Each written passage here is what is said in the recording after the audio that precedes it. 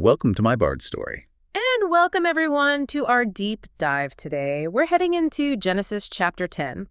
Now, people often call this the Table of Nations, and well, honestly, that title might make it sound a bit dry, like just a list of old names. Yeah, I think a lot of people might just skim over it for that reason. Right, but I promise you, if you stick with us, you'll see it's anything but dry.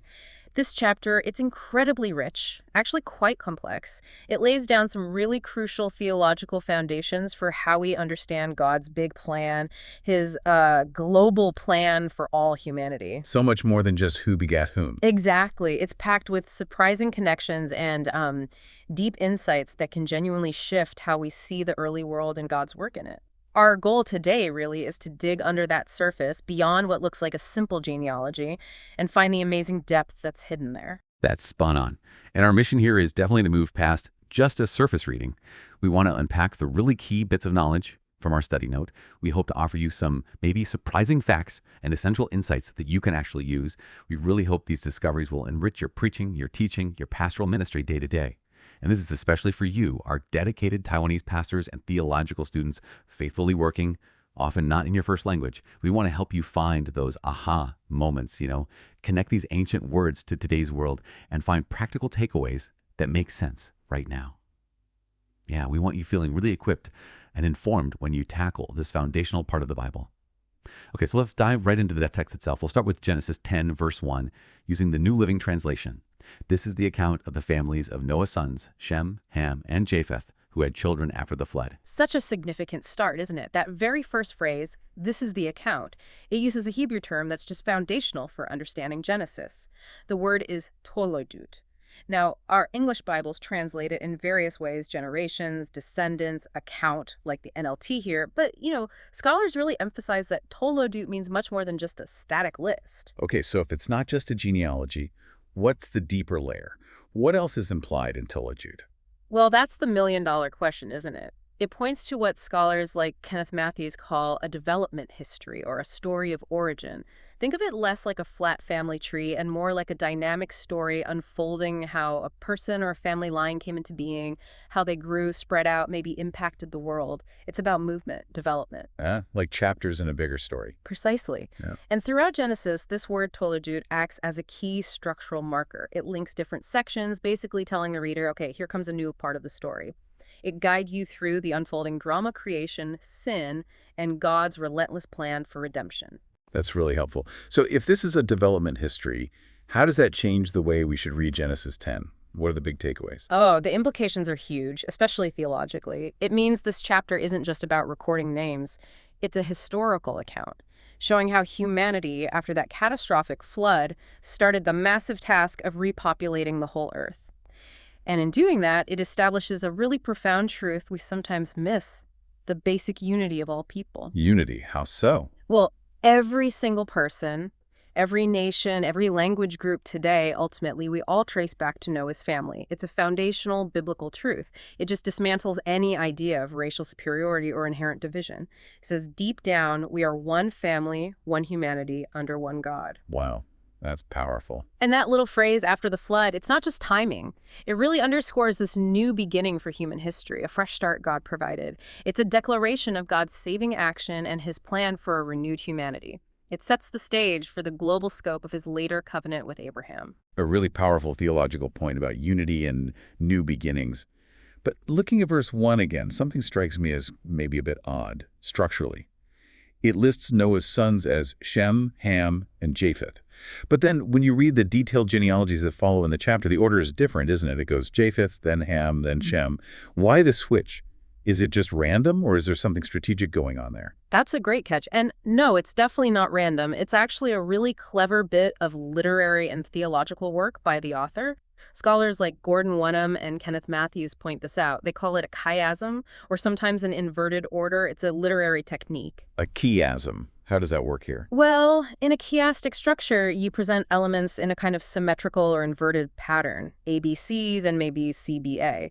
Often the point is to draw attention to the middle element, or, in this case, the final element. The introduction gives one order, but the detailed follow-through uses a different, often reversed order to emphasize something specific. Okay, so what's the theological reason for starting Shem, Ham, Japheth in verse 1, but then actually detailing Japheth first, Ham second, and saving Shem for last? What's the payoff for that arrangement? The purpose is quite brilliant and deeply theological. By dealing with the lineage that's, let's say, less central to the immediate story of redemption, that's Japheth's line first, and then saving the most crucial lineage, Shem's, which leads directly to Abraham, Isaac, Jacob, and ultimately Christ, for the very end of the chapter.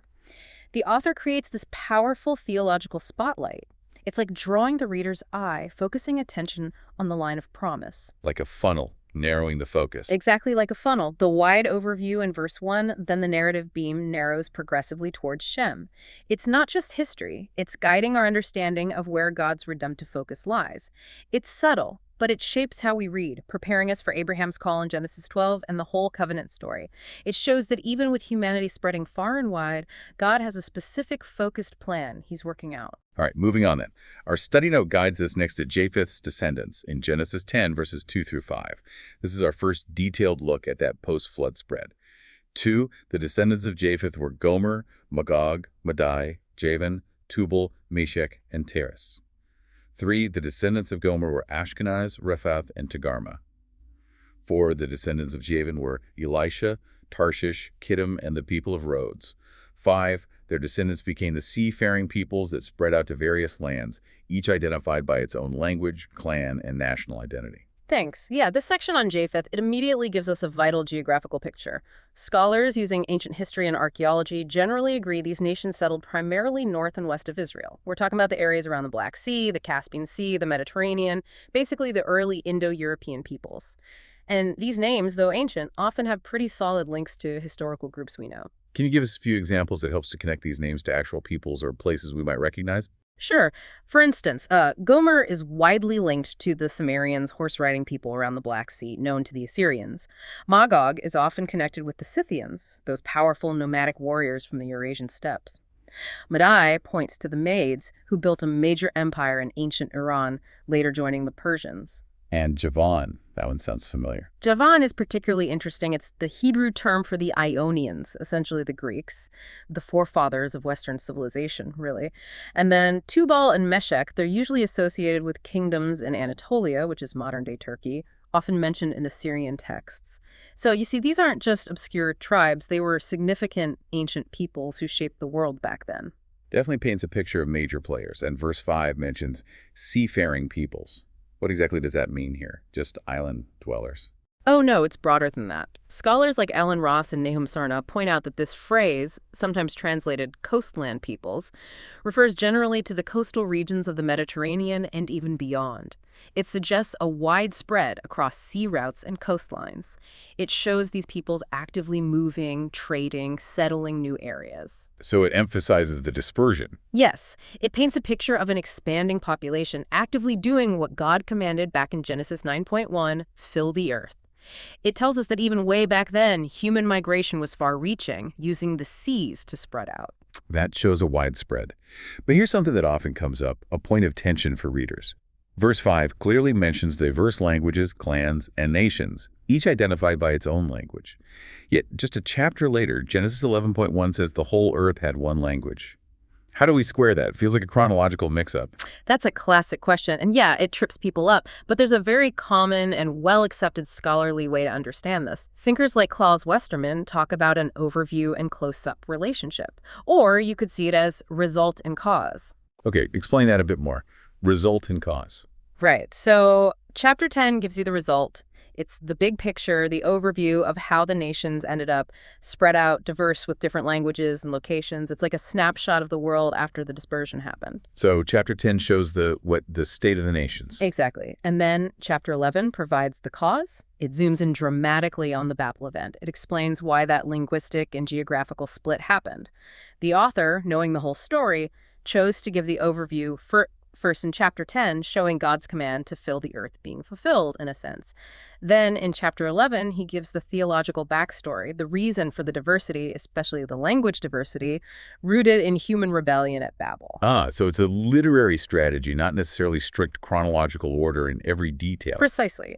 It allows the author to present a full picture, God's plan for dispersion, and humanity's sin leading to division without being locked into a rigid timeline. First the effect, then the dramatic cause. It's quite sophisticated, really. That makes a lot more sense. It respects the text's structure. Now, still in Japheth's line, verse 4 mentions Tarshish. That name pops up elsewhere in the Bible, often linked with ships and long voyages. What's the significance of Tarshish here in Genesis 10? Does its inclusion mean something special? Tarshish is fascinating. Scholars like Victor Hamilton and Gordon Wenham have dug into this. While its exact location is, well, debated Spain, Sardinia, somewhere else far off in the Mediterranean, what's consistent is what it represents in the Bible. Religious. It always stands for a distant, faraway seafaring trade center. It's code for the ends of the earth, reachable only by large ocean-going ships. Think long, difficult voyages. So the specific place isn't the main point. It's more about the idea of remoteness. Exactly. Including Tarshish here really pushes the boundaries of the known world from an ancient Israelite perspective.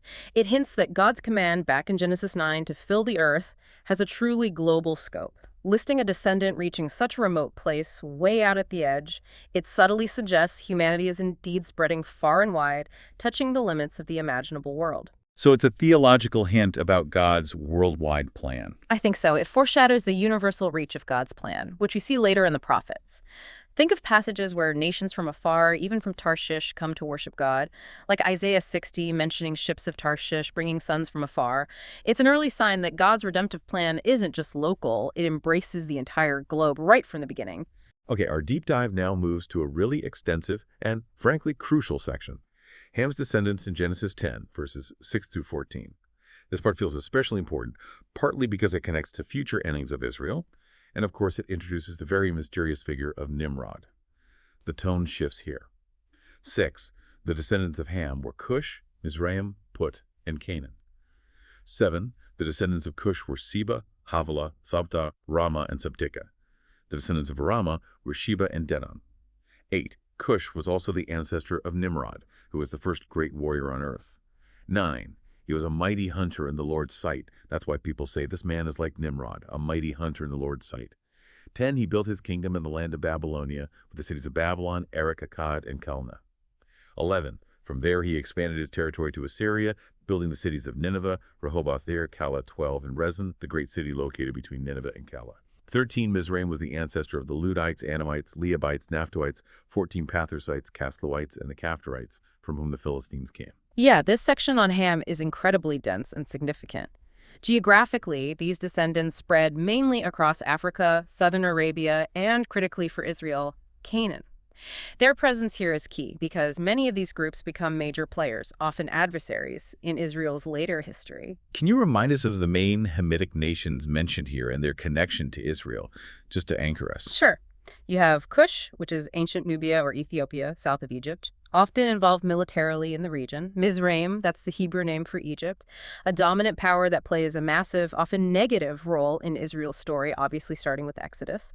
Put is generally identified as Libya, west of Egypt, and then, crucially, Canaan, the Promised Land itself, the people Israel would encounter and displace. So the seeds of future conflicts and relationships are sown right here. Absolutely. It sets the geopolitical stage for much of the Old Testament. And then, boom, verses 8 to 12, we get this extended focus on Nimrod. It's the longest narrative bit in the whole chapter, which tells you he's important. What about his titles? Great warrior, mighty hunter. What do they tell us about him? Nimrod is definitely a standout figure. He's called a mighty one or great warrior, using the Hebrew gibber. Now, gibber often means hero, champion, a powerful figure.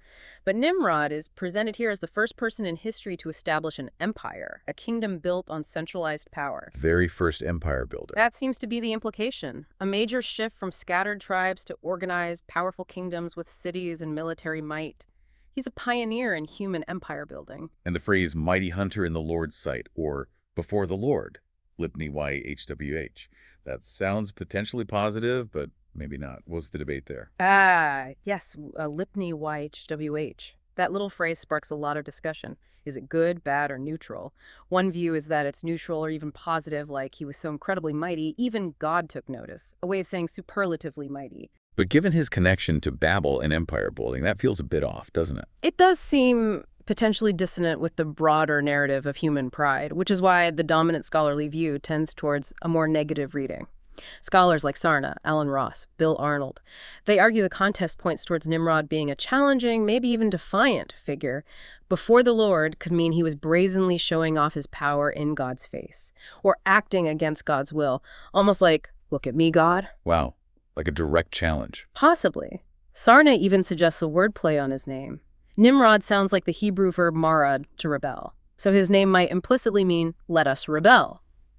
This casts him as the archetypal rebel against God, building a kingdom based on human strength, not dependence on God. A powerful warning sign. That adds a whole layer of meaning. What about mighty hunter? Is that just about animals, or does that description feed into the negative view too? It likely does. While it probably includes hunting animals, some scholars like Westerman and Arnold suggest it symbolizes more. In the ancient Near East, kings hunting lions showed power, control, bringing order. But here, it could imply Nimrod was a conqueror of men, a tyrant using force to gather people under his control. A hunter of power, not just beasts. Exactly. It contrasts sharply with the ideal Israelite life-settled farmers living under God's rule, not a human strongman's thumb. So yes, hunter likely adds to the picture of a domineering, self-aggrandizing ruler. Given that portrayal, what's the significance of the kingdom he built, the specific cities mentioned? It seems extensive. It shows the scale of his ambition. His kingdom starts in Shinar, which is Babylonia, key cities. Babel or Babylon, hugely significant later, Erech, ancient Uruk, Akkad, Calneh. These are foundational cities of Mesopotamia. But he didn't stop in Babylonia, did he? No, the text says, from there he expanded his territory to Assyria, northwards. He built Nineveh, later the infamous Assyrian capital Rehoboth-er, Calah, another major Assyrian center, and then Resen, described as the great city located between Nineveh and Calah. So he's linked to the founding of both Babylonian and Assyrian power centers. Precisely. This narrative connects the origins of these two massive Mesopotamian civilizations, both often hostile to Israel, back to Ham's line through this one ambitious figure, Nimrod. And that phrase, that great city for Resen in verse 12, E.A. Spicer, a noted Assyriologist, had a fascinating idea. He suggested it might not mean Resen alone was great, but that the whole cluster of cities, Nineveh, Rehoboth-er, Calah, Resen, formed a great city, a massive urban complex. Like a metropolitan area. Exactly. Emphasizing the sheer scale of Nimrod's projects and his impact on civilization, he was a monumental figure. Truly monumental. Okay, let's look at the very end of Ham's line, verse 14, mentioning the Philistines. It says they came from the Casluhites. But I seem to remember other Bible verses saying the Philistines came from Caphtor, which is Crete. Is there a contradiction here? You've hit on another well-known textual point, yes. Verse 14 says the Philistines came from the Casluhites. But as you said, other places like Jeremiah 47.4 and Amos 9.7 clearly state the Philistines originated from Caphtor, widely agreed to be Crete. So, yeah, on the surface, it looks like a direct contradiction. So how do scholars handle that? Is it a mistake, or is there another explanation? Well, there are a few theories. Some suggest maybe a complex migration pattern. Perhaps they moved through Casluhite territory on their way from Caphtor, or maybe the groups were related somehow. It's complicated. But Nahum Sarna offers a really intriguing possibility related to how the text was copied and passed down. What's his idea? He proposes that the phrase, from whom the Philistines came, might actually be a later clarification added by a scribe. A scribal note, added into the main text. Potentially. Imagine a later scribe copying Genesis 10, knowing the strong tradition, found elsewhere in Scripture, that the Philistines really came from Caphtor, Crete. To avoid confusion, the scribe might have inserted this phrase after mentioning the Casluhites, perhaps linking them somehow, or simply to ensure the reader connects the Philistines ultimately back to their known Caphtorite origin, even if the immediate link listed was Casluhites. So it shows the scribes were actively trying to ensure clarity and consistency. Exactly. It suggests a dynamic transmission process where scribes care deeply about clarifying potential difficulties for readers, cross-referencing information. It highlights the careful, thoughtful way the text was handled and preserved. It wasn't just rote copying, it involved interpretation and clarification. That really was a fascinating walk through the text itself. But as you said earlier, the Table of Nations isn't just this ancient list. It's packed with theology and meaning. So let's maybe peel back another layer. Let's look at some really unique insights from scholars that might, reshape how we see this chapter, those aha moments that can really spark something new for our preaching and teaching. Right. What's the first big insight from our study note that you think really changes the game? Okay, one of the most helpful, I think, comes from John Walton. He really challenges us not to read Genesis 10 like a modern scientific textbook on ethnicity or biology. He argues it's much better understood as an ancient political map. A political map. How does that work? That sounds really different. And what does that mean theologically, thinking about God's sovereignty? Well, think about it. A modern ethnography tries to classify groups based on genetics, language families, very precise lines. Walton suggests the ancient world didn't always categorize quite like that. For them, names on a list like this often represented political realities, city-states, alliances, spheres of influence, not just strict, individual bloodlines for every single entry. So Javan might mean the whole Greek world, politically and culturally, not just one guy. Exactly. It's less about who descended from whom, genetically in every case, and more about who is connected to whom politically, geographically, influentially. It's a snapshot of the geopolitical world they knew. Okay, that makes sense, especially with Nimrod's empire in there. So theologically, what does seeing as a political map tell us about God? Oh, it's huge. It means that all these worldly powers, these alliances, these empires, charted on this map, even the ones that would later fight Israel, all of them exist under God's ultimate authority. This map identifies all these players as part of the human family that God intends to reach with his promises. It perfectly sets up Genesis 12, where God tells Abraham that all peoples on earth will be blessed through him. So this chapter defines the all peoples. Precisely. It demolishes any kind of ethnocentrism or nationalism in our faith. It forces us, as pastors, as believers, to see the whole world with all its political complexity through God's eyes. He loves them all. He has a plan for them all. His redemption is for them all.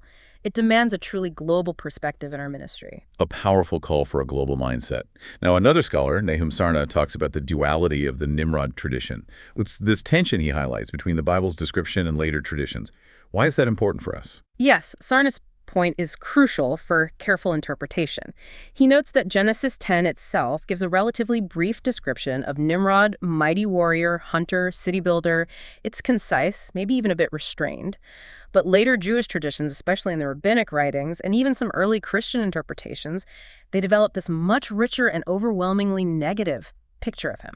How so? What did the later traditions add? Oh, they portray him as the ultimate tyrant, the main force behind the Tower of Babel, sometimes even as a persecutor of Abraham, throwing him into a furnace.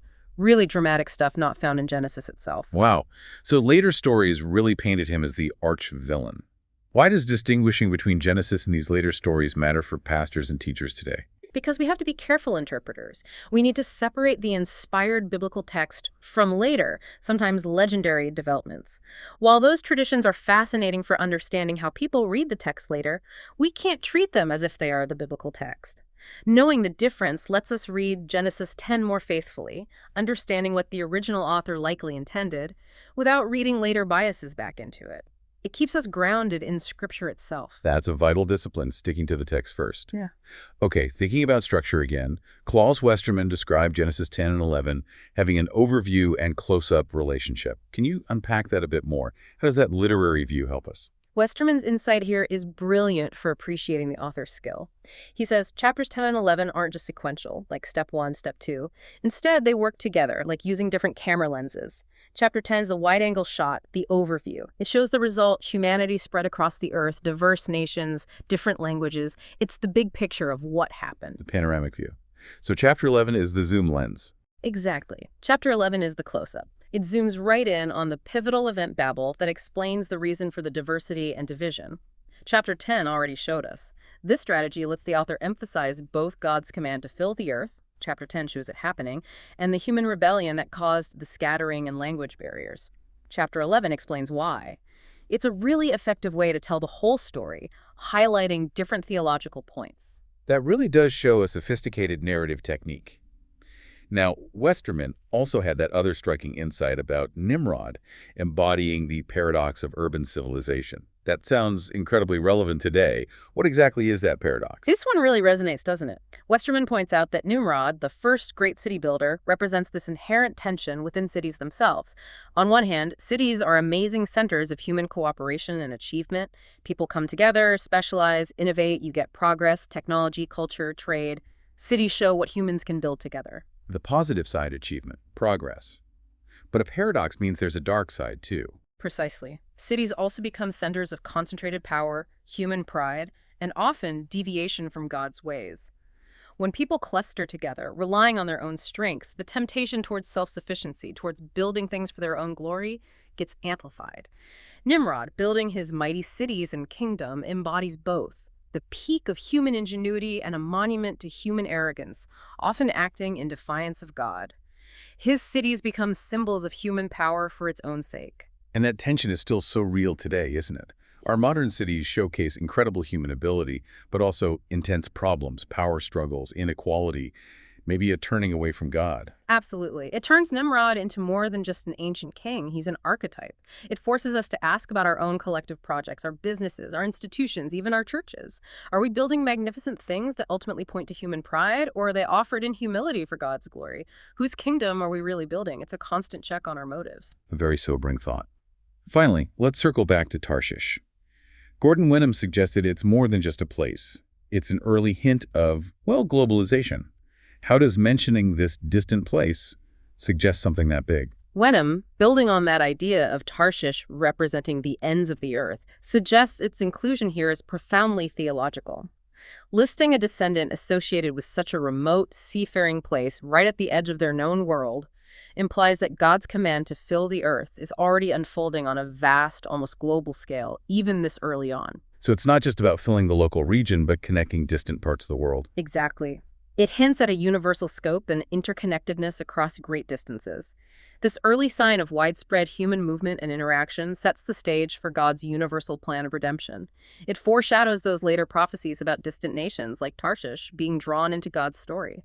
It tells us God's plan was always global, always intended to reach every corner long before Abraham was even called. It underlines the universal heart of God from the very beginning. Okay, we've explored the text, dug into scholarly insights. Now the really crucial part, what does this ancient table of nations mean for us? For pastors, leaders, believers, right here, right now. How does it shape our view of God and our mission? Let's get practical. Yes, let's land the plane. The first, maybe the most fundamental application, is that Genesis 10 is a powerful statement about God's universal sovereignty and his care for everybody, all humanity. It's a direct challenge to any kind of ethnocentrism or narrow focus in our faith and ministry. So it's God saying, these are all the peoples I know, I see, I care about. How does that practically fight against ethnocentrism in, say, a local church? Precisely. As D.A. Carson points out, this list effectively defines the all peoples on earth who God promises in Genesis 12 will be blessed through Abraham. So right from the start, God maps out his global intention. For a pastor, this means consciously thinking beyond just your immediate cultural group. Are your sermons, your church programs truly reflecting God's love for all nations? Are you actively welcoming people from different backgrounds? For every believer, it means cultivating a heart for the world, praying for different people groups, maybe supporting global missions.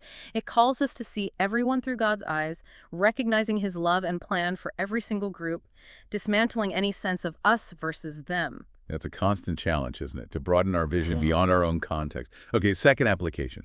Nimrod. His story stands out as this potent warning. He represents that human drive for self-reliance, personal glory, building earthly kingdoms apart from God. Yes, the contrast is so stark. You have Nimrod building Babel, making a name for himself, establishing power through might, and then just a couple of chapters later, you have Abraham. His path is quiet obedience, building altars, not cities, living by faith, following God's lead, not seeking his own fame. So Nimrod versus Abraham presents two ways to live, two ways to build. How does that apply to ministry today? It seems very relevant. Absolutely. It forces us to ask hard questions. In our lives, our jobs, our ministries, are we building Babel towers? Are we driven by ego, numbers, recognition, control? Or are we humbly trying to follow God's plan, building his kingdom his way, even if it's quieter, slower, less flashy? The temptation for pastors, for leaders, to build something impressive for their own name is always there. Nimrod warns us against that allure of human-centered power. True impact comes from humble obedience. We constantly have to ask, whose kingdom am I building? Mine or God's? A searching question for anyone in leadership. And finally, this table of nations acts almost like an Old Testament blueprint for the church's mission, doesn't it? Like a map showing the scope of the task. Exactly. It provides the theological foundation for the Great Commission.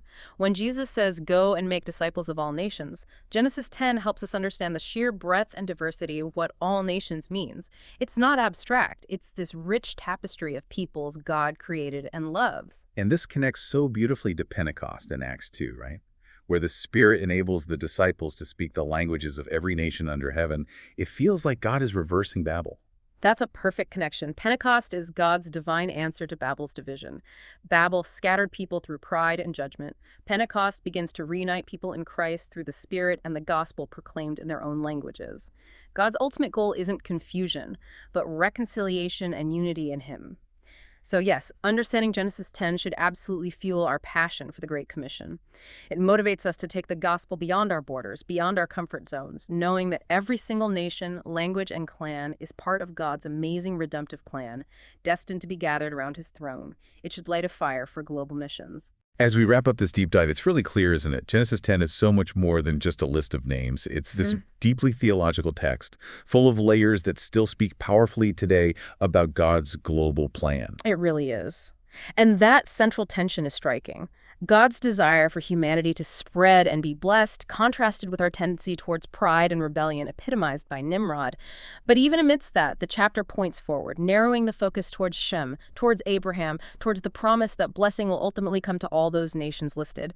It shows God's faithfulness persevering through human failure. And understanding all this complexity really enriches our view of God's huge plan throughout history and helps clarify our own small but vital part in it. So thinking specifically as pastors and leaders, considering this profound truth in Genesis 10, God's unwavering heart for all nations, and that stark contrast between Nimrod's self-glorifying way and Abraham's humble way, how does this challenge us to maybe reevaluate the real scope and focus of our ministries today? Are we genuinely building with God's global vision in mind, or are we perhaps unconsciously staying within comfortable, familiar lines? That's the question that should linger, shouldn't it? It forces us, first, to confront any lingering ethnocentrism. Do our ministries truly reflect God's heart for everyone, or do we default to our own cultural comfort zone? Genesis 10 demands we break free. Second, it pushes us towards a genuinely global vision.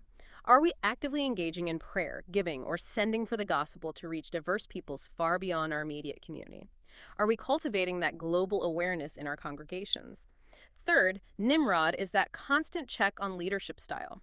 Are we tempted by power, control, self-promotion, or are we striving for that humble, faith-driven, service-oriented leadership like Abraham, trusting God to build His kingdom His way for His glory? And finally, it should give us courage. Courage to step out of the familiar, to embrace the unknown, maybe engage with different cultures or contexts, knowing that every single nation is part of God's plan. It's a call to move beyond our boundaries and embrace the fullness of God's heart for the world.